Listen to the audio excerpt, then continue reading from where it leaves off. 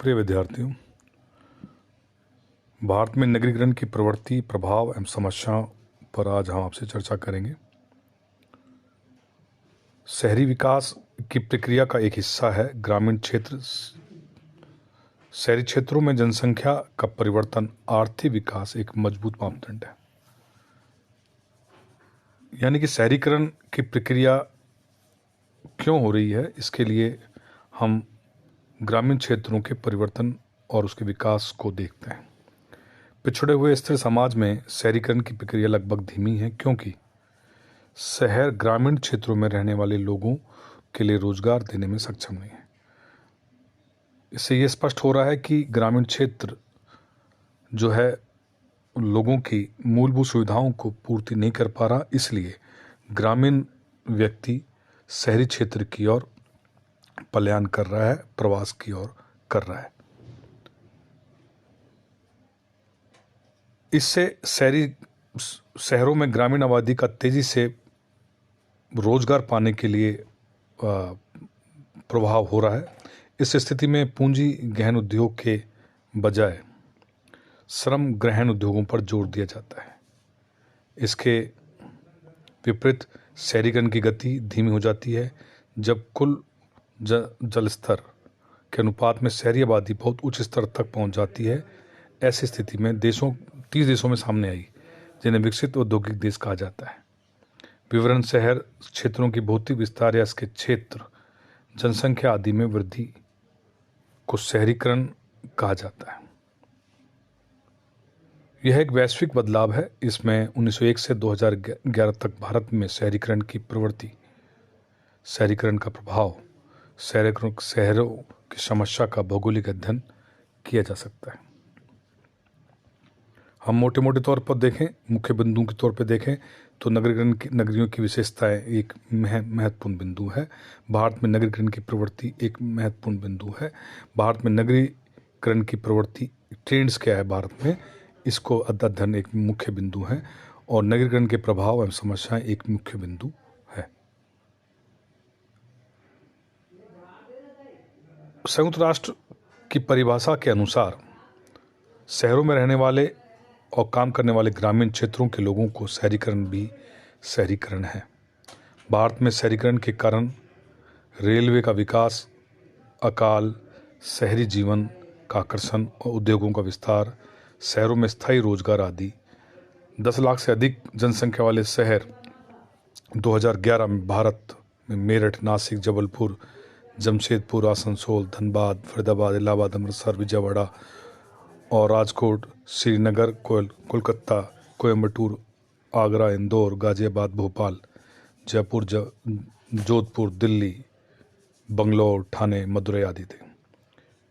2001 की जनगणना के अनुसार भारत में सबसे अधिक आबादी वाला शहर मुंबई, जिसकी जनसंख्या 1 करोड़ 2001 में 24 लाख थी, जो 2011 में बढ़कर 1 करोड़ 84 लाख हो गई। यानी कि आप इससे लगा सकते हैं कि शहरीकरण किस तेजी से विशेषकर महानगरों में बढ़ रहा है। नगरीकरण की विशेषताएं, बड़े शहरों में उद्योगों का केंद्रीकरण दिखाई दे रहा है। शहरीकरण शहर बनाने की प्रक्रिया है। शहरीकरण की प्रक्रिया में नए शहर बनते हैं और महानगरों का जन्म होता है। कम जगह में ज़्यादा लोग रहते हैं। शहरीकरण की प्रक्रिया के दौरान शहरों में रहने वाले लोग शहरी जीवन शैली को आत्मसात करते हैं। शिक्षितों की संख्या का अनुपात ग्रामीण क्षेत्रों की तुलना में अधिक है। अनौपचारिक रिश्ते औपचारिक संबंधों में परिलक्षित होते हैं। विभिन्न संस्कृतियों, भाषाओं और धर्मों के लोग एक साथ रहते हैं। औद्योगिकरण की प्रक्रिया शुरू होती है। भारत में नगरीकरण 20वीं सदी की पहली छमाही में आर्थिक ठहराव की अवधि देखने को मिली। शहरीकरण की गति बहुत अधिक नहीं थी। 1911 में कुल शहरी आबादी केवल 11% थी, जो 1941 में बढ़कर 14% हो गई। इस प्रकार शहरी आबादी की वृद्धि 30 वर्षों में केवल 30% थी।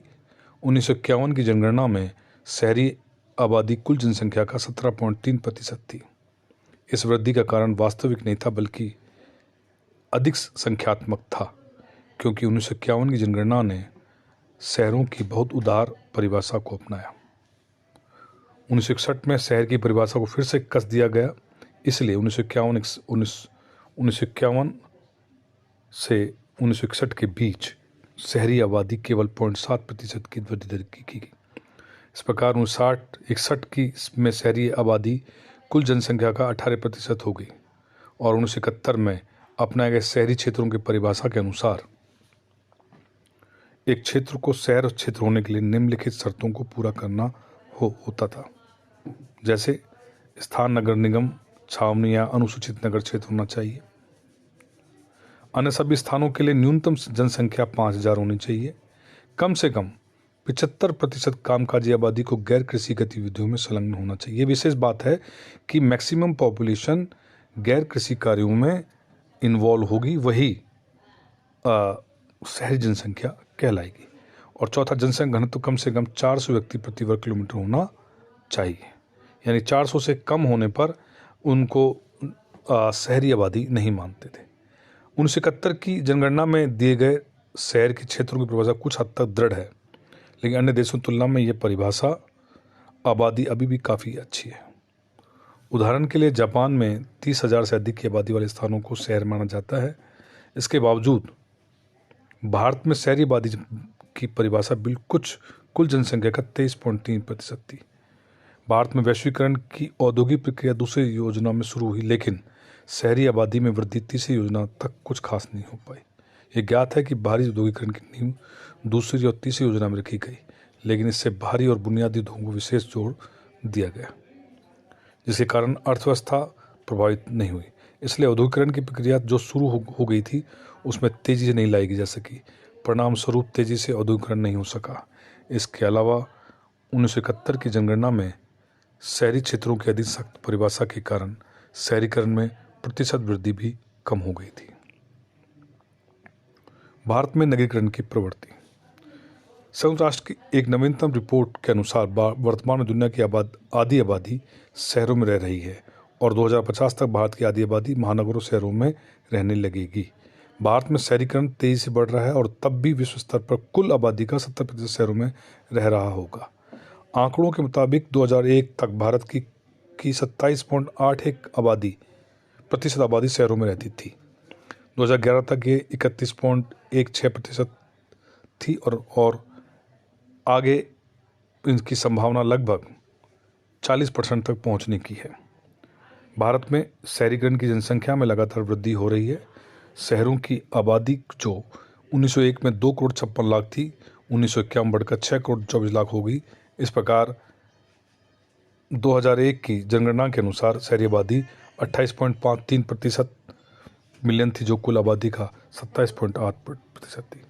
तो 1901 और 2001 के बीच के भारत में नगरीकरण की हम प्रवृत्ति को देखें, जो 1901 में 25.7% से बढ़कर 65.2% हो गई। यह दर्शाता है कि शहरी आबादी का रुझान बड़े शहरों में केंद्रित होने जा रहा है।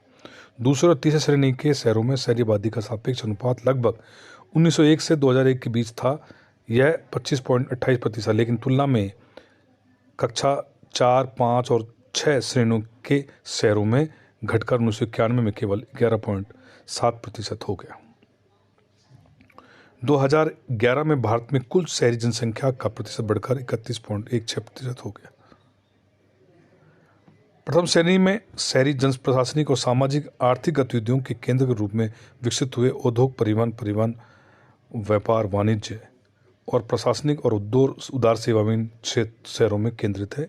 इस श्रेणी में शहरों में जनसंख्या की एकाग्रता का कारण यही है। इसके अलावा जो शहर दूसरी श्रेणी की ऊपर सीमा तक पहुंच गए, वे प्रथम श्रेणी में प्रवेश करते थे। इसका प्रमाण यह कहा जा सकता है कि 1951 में जब 74 शहर पहली श्रेणी में थे, 2011 में बढ़कर 7,936 हो गए। नगरीकरण के प्रभाव। ग्रामीण जीवन पर प्रभाव। शहरीकरण ने ग्रामीण जीवन को प्रभावित किया। शहर की सुविधाओं और उद्योग उन्मुख व्यवस्थाएं, शिक्षा आदि के लिए ग्रामीण शहरों की आकर्षित हो रहा है। जीवन में कृत्रिमता। शहरीकरण के कारण आज जीवन में वास्तविकता नहीं है। शहरीकरण में पहले तनाव, उच्च विचार की स्थिति थी। समाज में मूल्यों के परिवर्तन, धार्मिक जीवन पर प्रभाव, मनोरंजन का व्यावसायीकरण, महिलाओं की स्थिति में परिवर्तन, हमारी कमी महसूस करना, ये कुछ ऐसे मुद्दे हैं जो हमारे को चीज़ को देखने को मिलती है। तो निष्कर्षतः हम लोग ये कह सकते हैं कि भारत में बढ़ते शहरीकरण के कारण कई समस्याएं पैदा हुई। इन समस्याओं के पीछे मुख्य कारण बढ़ती जनसंख्या है। भारतीय शहरों में पुरानी परंपरा के अनुसार परिवारों का रहना बहुत मुश्किल है, क्योंकि आधुनिक समय में शहरी परंपरा और ग्रामीण परंपरा बनाए इसका तीव्र विरोध है। ये स्वाभाविक है कि प्रौद्योगिकी और शहरी समाज में नए प्रतिमान विकसित होंगे। कोई फर्क नहीं पड़ता कि कौन सी संस्था संगठन का मुख्य उद्देश्य मानवीय जरूरतों को पूरा करता है।